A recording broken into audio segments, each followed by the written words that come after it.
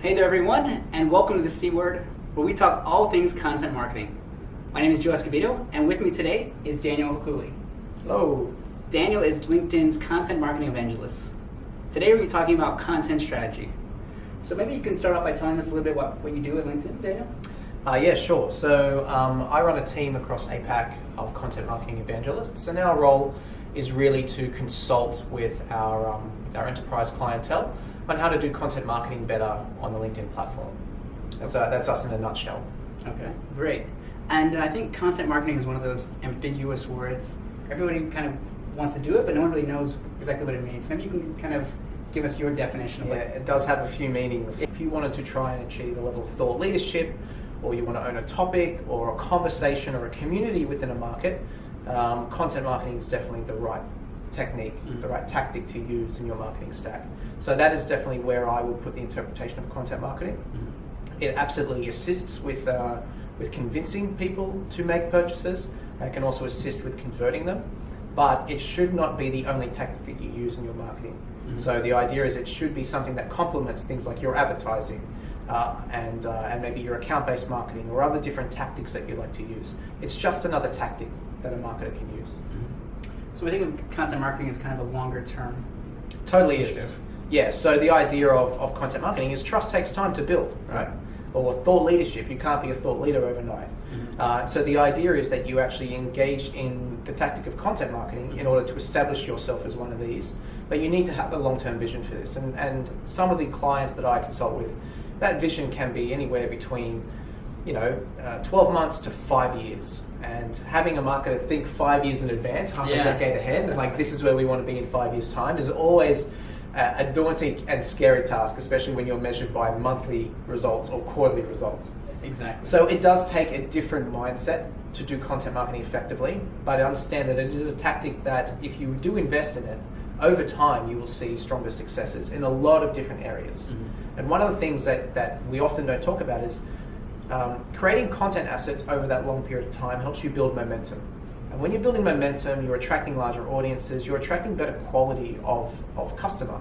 And those customers tend to be also advocates who can actually help amplify your content out or amplify your brand. They also can usually be better customers in terms of buying more products or consistently returning customers as well. Because you've put in the groundwork to nurture them, you've put in the groundwork to provide them value beyond just what your product offers. And so content marketing over time is really a very, very strong technique to get really high quality, repeatable and scalable businesses for your brand. Okay, great. And what about brands who, they haven't really started content marketing? How do they go about getting started with their content strategy? Right, so strategy is the first thing. Don't start creating content without a strategy. Yes. That's a really, really important way. The way I would encourage people to create a strategy is through 3 key steps, and they're very linear. So the first one is diagnosis. So the idea here is basically researching your audience, researching your customer, researching your market, researching your competitors, and researching yourself. Marketers often have this innate fear of actually talking to customers directly. And the only way you're really going to figure out where your brand sits in your ecosystem and the value that your brand imparts to customers is actually talking to them. So there's 2 different types of research you should be doing there, quality and quantity. So the quality is really sitting down and talking to past customers, face to face, interviewing them, asking them really poignant questions about why did you consider us, how did you make your decision, how long did it take you to make your decision for your purchase. If we were to create content, what type of content would you like to see? Even looking at what, when you were comparing us to our competitors, where did you see us being more valuable?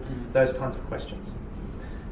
The quantity part is where you would just increase the amount of surveys that you would send out there that would actually ask very similar questions, but at a larger scale. Okay. So if you're trying to target for a B2B space, IT decision makers, grab 3 or 4 and sit down with them and have an intimate conversation. And then secondly, scale that. So use LinkedIn, for example, to run a series of surveys that you can then ask the very similar questions to your IT decision maker audience. Getting similar results then will give you some clarity around what type of content is going to be the most valuable for that audience, where they actually see your brand in the ecosystem or in the marketplace right now. The other thing to also do is then to talk to your own people inside your employees within your brand. And there's two different types. Number one, talk to your C-suite. They're the ones who evangelize and promote what the brand's core values are. Now, they're not always right in terms of what they want to do, but they are the ones who best know what the brand believes it should be standing for. They're the ones who are driving the vision. Very important to talk to them. The second one is to talk to your client-facing business units. Okay. So this includes your sales teams, includes your customer service, includes your call centers. Talking to all of these guys here, they will help you identify some key customer pain points, where they are actually hearing value and non-value from your brand, and this can actually help shape your marketing as well. So in that diagnosis stage, it's just researching. It's just asking questions, bringing in the information. And I would encourage people not to just use audience listening tools to do this, right? Let's bring it back to a more human level and look at really where that brand really sits. First phase. Second phase is actually building the strategy itself. So now you have all that research, and the question is then what do I do with it all? Well, a lot of it will become self-evident, right? So a lot of it will become self-evident about where the direction is and what content's going to be valuable. But you do need to have a clear pathway in building that. So the second part of building a strategy is setting up a content mission. And what we like to do at LinkedIn and the Content Marketing Evangelists, we say the content mission is really sort of this foundation, your building blocks that all pieces of content you create will be attributed to. So the idea is this content mission is audience focused first, so it's not about what you are doing the content for and about what your outcomes for success are, but really about if you create content and your audience reads it, what do they want off the back of that, right? So what is the expected outcome that they are going to do? And the way we like to frame it at LinkedIn is that this audience, if you're creating content for the LinkedIn platform, the best way to know that it's right for our platform is if it helps the audience or the target audience you're trying to reach to be a better professional and more successful in their job. Right? So if the content you're providing them actually helps them become more informed, it upskills their skills, it does those types of things, that's the type of content that will really work well on LinkedIn. So we actually really encourage you to think about that. And in the content mission, it's really about building a one-paragraph elevator pitch about why you're creating the content, who's it for, and what you expect them to do. That's it. That's your foundation, right? Every piece of content you create in your strategy should be able to relate nicely back to that one content mission. And then the third part is the goals, right? So of the strategy. So always making sure you have a goal. And one of the key things I say is make sure you set up how you're going to measure your goals before you hit the publish button. Because if you start publishing content, you're going to just fall back into measuring things with vanity metrics and traffic and followers and likes.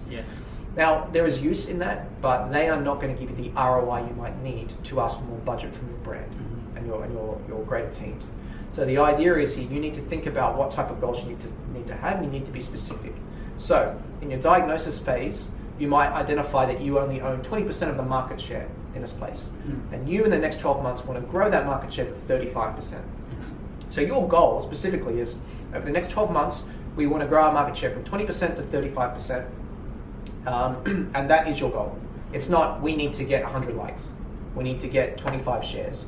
It's not that. It's really a start point and end point, and you will be able to quantify how successful your content has been in playing a role in that.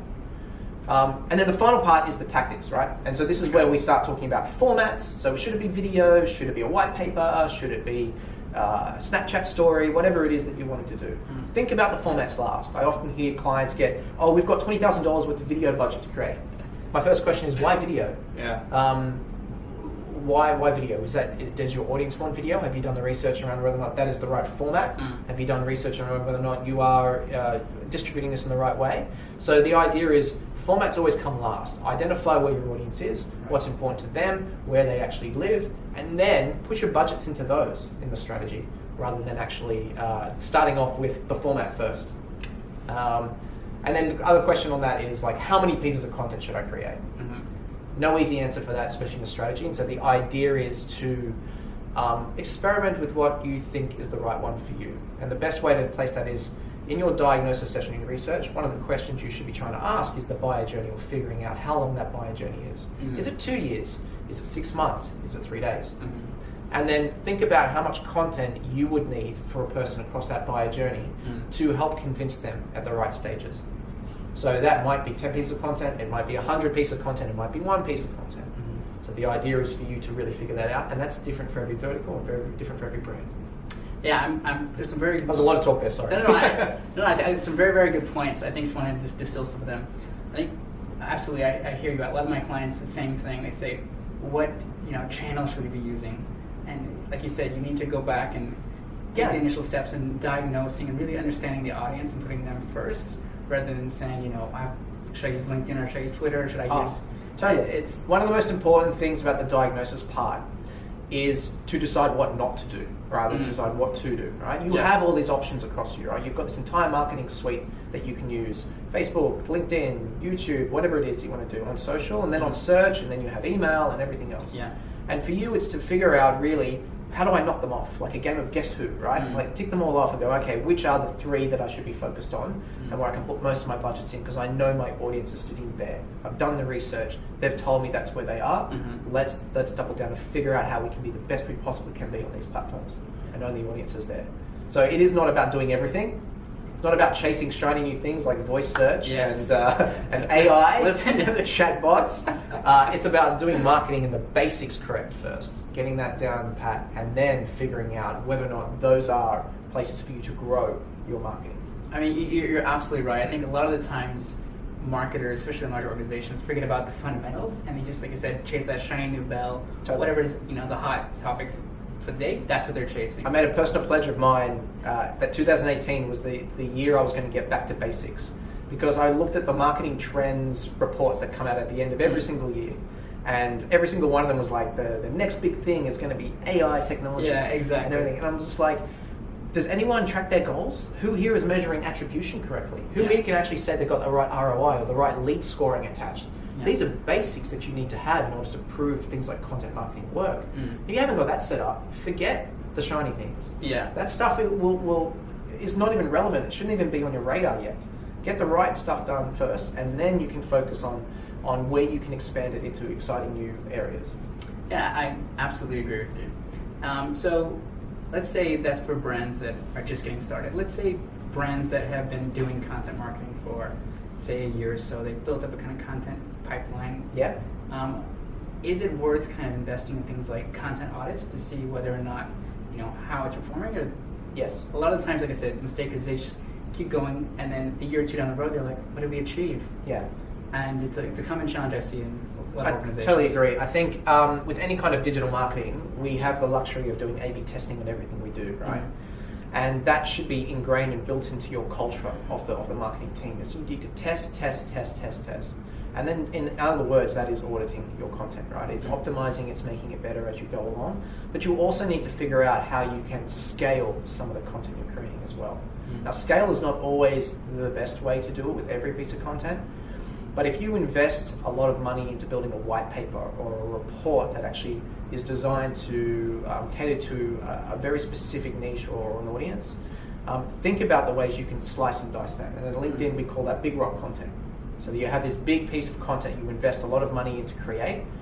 It's industry defining. It's a benchmark piece of content that your industry would needs and loves. Then think about the ways that you can slice and dice it to get some longevity out of it, right? So that you're not just putting all your money into one piece of sponsored paid content and having this big huge bet. Hedge your bets. Split it up.